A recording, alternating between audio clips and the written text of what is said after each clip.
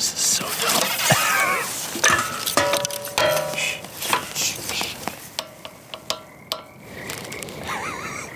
This doesn't belong there.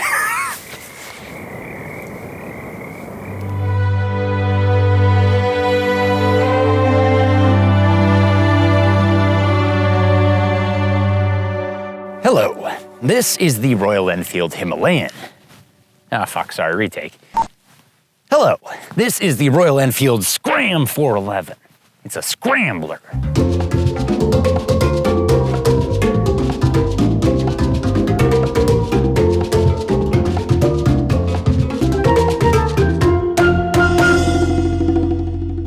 Sure, it's mechanically identical to the adventure bike, but well, never mind that. Look at all those colors. So, today is not a day for adventure, it's a day for scrambling. 1951. British racers get pissed on pints and bet who can win from A to B. No track, no particular route, just a melee of bikes zigzagging whichever roads or sheep pastures they choose. I say, quite a scramble has broken out. So, these are the Oregon Dunes. Traditional wisdom goes dooning with something like the CR500, maximum horsepower, minimum weight, paddle tire. So not a Royal Enfield then. 24 malnourished horses, 430 pounds. Well, never mind that. It's a beautiful color, it's a beautiful day. This is a scramble, and the ocean is 3 kilometers that way. Go. Go. Go!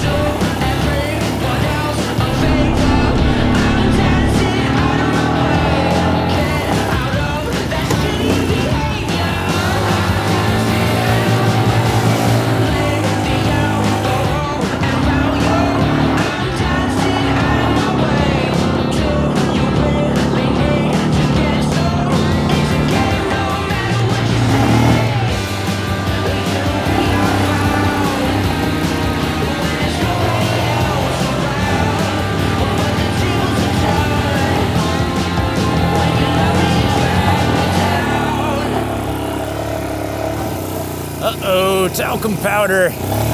Reminds me why I hate scramblers. Ducati's is based on the Monster, Yamaha's is a Bolt, and the Triumph is a bastardized Bonneville. The Vitpillen made the Svartpillen, the Rebel 500 made the CL 500, and the R9T made the R9T. See, they're all street bikes with bigger wheels, which is needlessly shitty. Ask a farmer to build a unicorn and he won't start by putting stilts on the donkey. Just go to your stable full of horses and stick a fricking horn on one. That's where the Enfield is unstoppable. It's the only scrambler that is actually an adventure bike, which is a no-brainer since adventure bikes are actually scramblers minus the nostalgia. See how it slows but never stops?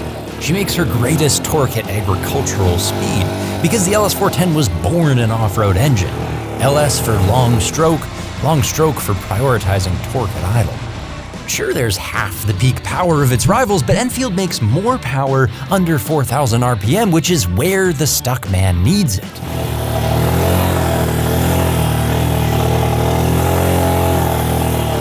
Whew. Of course, once you're out, it remains John Deere slow. But never mind that, look at all those colors.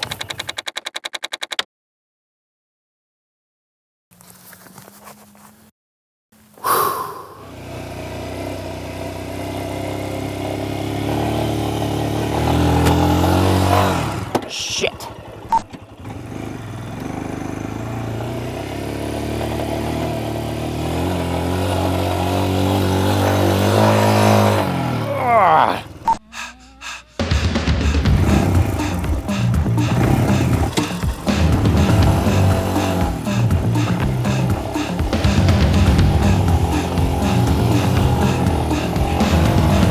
Damn it!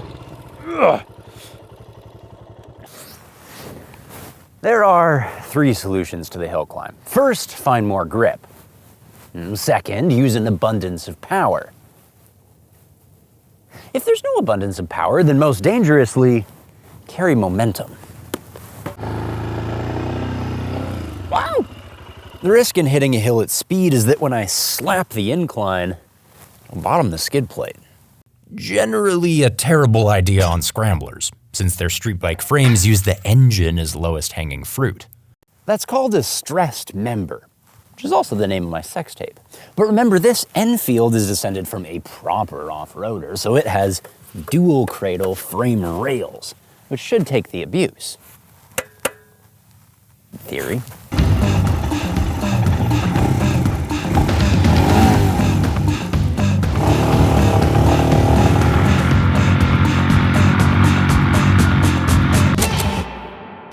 Now this is one of those moments we only want to shoot once. It risks catastrophic damage to a press bike, so Fortnite mounts the Insta360 X3, the sponsor of this video. See, the X3 takes everything, so we can reframe if the mount shifts on impact. And with 360 degrees of footage, we can grab clips for YouTube or Instagram or TikTok if something viral happens like the engine falling out. Those aspect ratios can be selected in-app, all from the same physical setup using Insta360's mounting bundle. Click the link below for the smartest way to film your dumb shit. Now, let's see how mine pans out.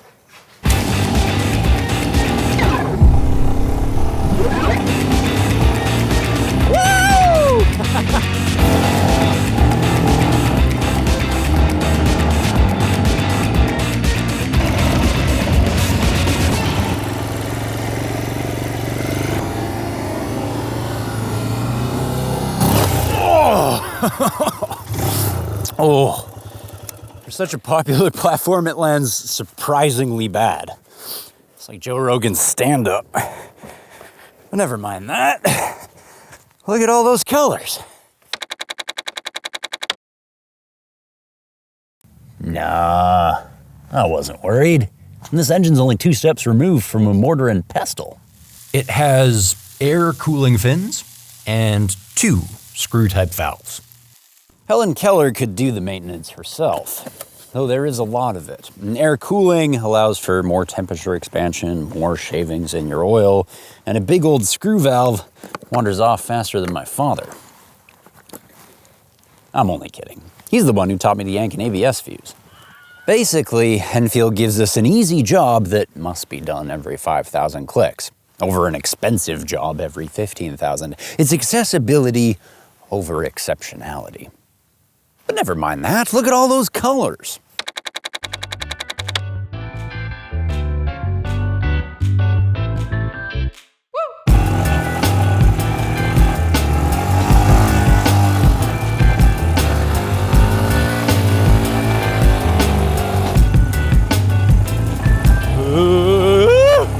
Another reason I hate scramblers is that they're too pretty to drop. But remember, this one is actually an ADV. Its stylish panels are actually cover-ups for the old tank guards.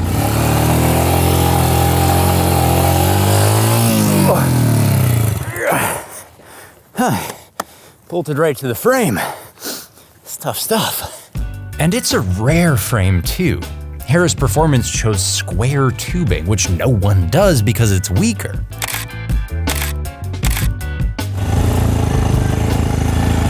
Enfield broke trail the embarrassing way, but they learned to have this frame robotically welded. Now we've got something that won't snap in half anymore and is also really special.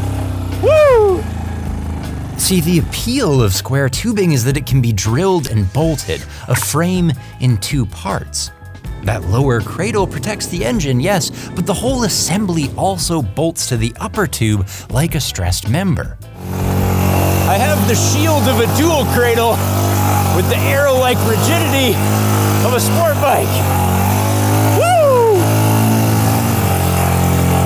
Of course, doubled up square beams are heavier than a 2-shelled turtle. Come on. But never mind about that. Just look at all those colors.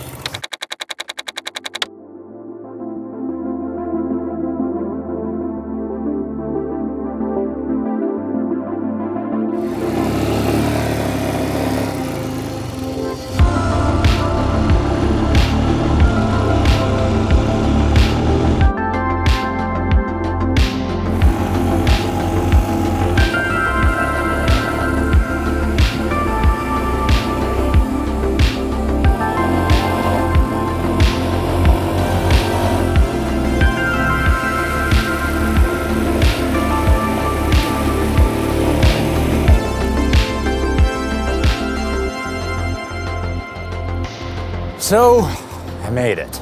As fast as any scrambler you could buy for 3 times the price, because this one is sensibly built on an adventure bike.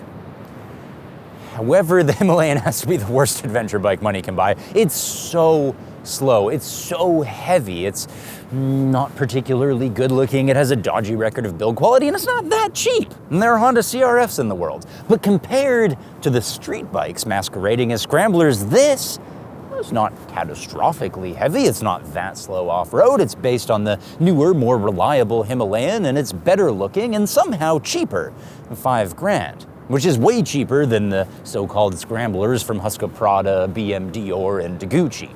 I would sensibly choose the Scram 411, if only because it's the small fish in a fake pond. Of course, the scrambler would never mind that. And they'd just look at all those colors and raise a pint to a beautiful day.